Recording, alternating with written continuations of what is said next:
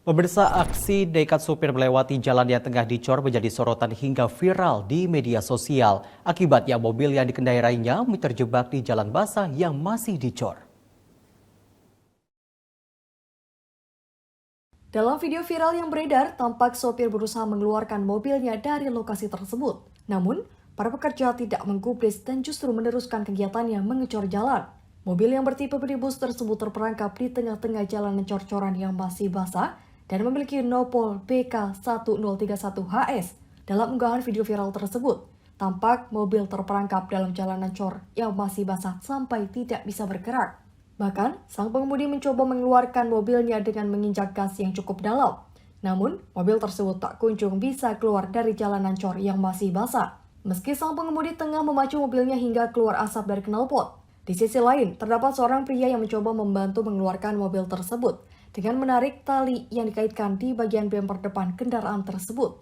Diduga mobil tersebut nekat melintasi jalanan cor-coran yang masih basah tersebut, padahal bagian jalan lainnya masih memungkinkan untuk dilewati. Bahkan, di sisi kanan jalanan yang dicor tersebut masih bisa untuk dilewati.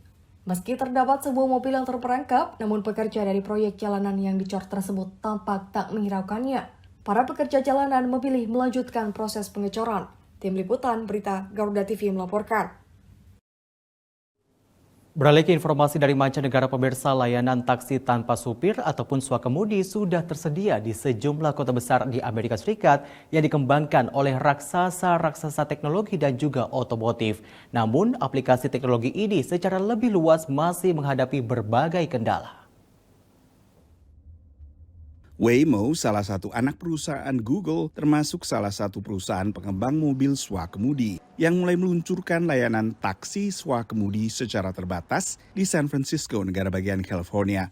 Here in San Francisco, we're also driving without the human driver in the driver's seat in all of the city, including its densest parts. Sementara Cruise, salah satu anak perusahaan General Motors, mengajukan permohonan untuk meluncurkan layanan robotaxi dengan kecepatan maksimal 88 km per jam, melebihi batasan legal saat ini di San Francisco. Teknologi swakemudi menghadapi berbagai kendala regulasi, baik di tingkat lokal maupun di tingkat nasional.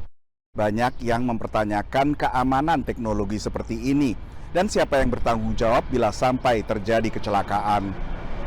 Tapi ada juga kendala teknologi. Saat uji coba yang diliput kantor berita Associated Press, mobil Waymo tiba-tiba berhenti sendiri. Puluhan insiden taksi swakemudi tiba-tiba berhenti, kadang menghalangi kendaraan pemadam kebakaran juga dilaporkan ke otoritas transportasi San Francisco County. We do take flow of traffic seriously, and we also take seriously, prioritizing actual safety, of the environment and riders as well. So what I can say is there's layers and layers of safety in depth that has been designed here, and multiple mitigations in place, and we are testing extremely thoroughly. Taksi swakemudi Cruise memiliki masalah serupa. We still have work to do, but it's improving at a pretty rapid rate, and that's one of the beauties of this kind of technology. It's not just the pickup and drop-off experience will get really fine-tuned and elegant over time, but also the safety continues to improve and the smoothness continue to improve. The human likeness, how human-like the maneuvers are. Berhenti mendadaknya robotaxi milik Cruise, menurut Associated Press, juga mengundang perhatian regulator federal. The unexpected stops are absolutely an issue. What it's more or less telling you is that the vehicles have not quite yet figured out how to operate in tremendously complicated environments. It's not exactly clear that based on how much it'll cost per trip, that this is going to be affordable for a range of different people who might be interested in riding these things. It's not exactly clear that these vehicles are going to help us reduce congestion or reduce emissions. Tapi General Motors tetap optimistis akan masa depan taksi swakemudi. Pesaingnya Ford tak seoptimistis itu dan akhirnya menutup layanan sejenis yang diakuisisinya, Argo AI.